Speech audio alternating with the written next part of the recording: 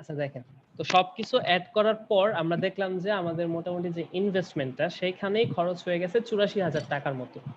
ঠিক আছে?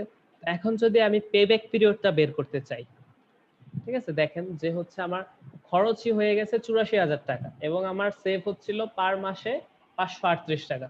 তো এখন যদি আমি সেই ৫৩৮ টাকা দিয়ে ভাগ করি আমার ৮৪,০০০ টাকাকে, দেখা যাচ্ছে যে আমার প্রায় ১৫৬ মাস লাগবে এই টাকাটা উঠে আসতে। যে পরিমাণটা টাকা আমি কি করছি? ইনভেস্ট করছি। মানে ১৫৬ মাস মানে হচ্ছে প্রায় ১৩ বছর। ঠিক আছে? তো মোটামুটি ১৩ বছর লাগবে আমার যে ইনভেস্টমেন্টটা আছে সেই ইনভেস্টমেন্টটা উঠে আসার জন্য।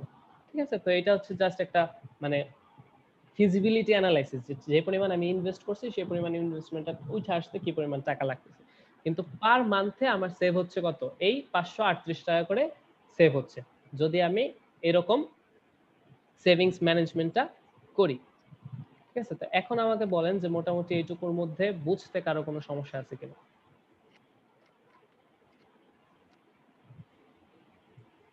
না স্যার। আচ্ছা, মোটামুটি বুঝা গেছে সবকিছু। লাস্টের দিকে আমি আসলে একটু তাড়াতাড়ি গেছি। টাইম শেষ হয়ে গেছে যেহেতু। কারণ হচ্ছে জাস্ট সিম্পল ক্যালকুলেশন, বেশিরভাগ জিনিসই এখানে হচ্ছে অ্যাজিউম করে ধরে নেওয়া বা হচ্ছে বিভিন্ন বেসিক স্টাডি থেকে কালেক্ট করে নেওয়া। যেহেতু হচ্ছে এটা একটা রিসার্চ পেপার, আগেই বলছি যে রিসার্চ পেপারে সব ডাটাগুলা কালেকশন করে নিছে তারা।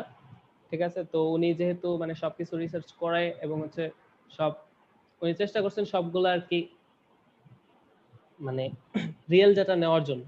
তো কিভাবে কালেক্ট করছেন সেটা তো আমি আসলে জানি না। তো পড়াইতেছে।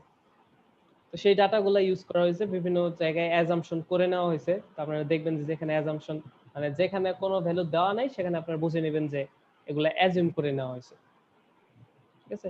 তো এইভাবে হিসাব করে মোটামুটি আমার দেখা গেল যে ১৩ বছর লাগতেছে মোটামুটি আমার এখানে আমার যে ইনভেস্টমেন্টটা আছে সেটা উঠে আসতে।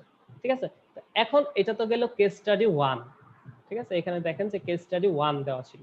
ঠিক আছে? এখন যদি এরকম আরেকটা কেস স্টাডি থাকে, ঠিক আছে? এরকম আরেকটা হিসাব দেওয়া থাকে এবং সেখান থেকেও আপনারা হিসাব করে দেখলেন যে কি আপনার যে পরিমাণ ইনভেস্টমেন্ট হচ্ছে, ঠিক আছে? সেখানে আর যে পরিমাণ সেভিংস হচ্ছে।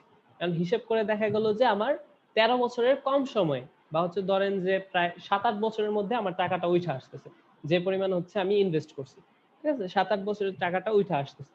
তখন আপনাকে যদি বলে যে কোন কেসটা বেশি ফিজিবল, ঠিক আছে? তখন আপনি ডিসিশন নিতে পারবেন না। যে অবভিয়াসলি বলতে পারবেন যে যেটাতে হচ্ছে আমার পেব্যাক পিরিয়ড কম বা হচ্ছে যেটাতে আমি কম সময়ে টাকাগুলো রিটার্ন পাচ্ছি। তো সেইটাই হচ্ছে আমার ফিজিবল। আমি সেই কেসটাই ফলো করব। ঠিক না?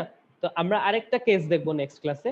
তো সেই কেস এনালাইসিস করার পর আপনাদের আসলে ফিজিবিলিটি স্টাডিটা বুঝাইতে পারবো যে এইখানে আমার কত সময় লাগছে এবং তার পরের বার আসলে পরের কেসটা এনালাইসিস করলে দেখা যাচ্ছে যে আমার এই পরিমাণ ইনভেস্ট হচ্ছে, এই পরিমাণ সেভ হচ্ছে, তারপরে এই টাইমের মধ্যে আমার টাকা উঠা চলে আসতেছে। ঠিক আছে? তো তারপরে আপনারা বুঝবেন যে কোন কেসটা বেশি ফিজিবল, কোনটা ইউজ করলে লাভবান হব।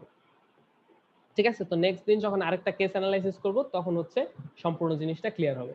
তো এই পর্যন্ত জেনে রাখেন যে মোটামুটি এই যে আমার যে ইনভেস্টমেন্ট আর হচ্ছে যে সেভিংস, ঠিক আছে? তো এইভাবে যদি হিসাব করি দেখা যাচ্ছে যে প্রায় ১৩ বছর লাগতেছে এই কেসের ক্ষেত্রে, এই পার্টিকুলার কেসের ক্ষেত্রে আমার যে ইনভেস্টমেন্ট সেটা হচ্ছে রিকভার হওয়ার জন্য। তো বুঝা গেছে? জি স্যার। আচ্ছা, ঠিক আছে। তো মোটামুটি আজকে ক্লাস এই পর্যন্তই। তো নেক্সট দিন আবার কবে ক্লাস নেব আমি সেটা জানাই দেব। ঠিক আছে?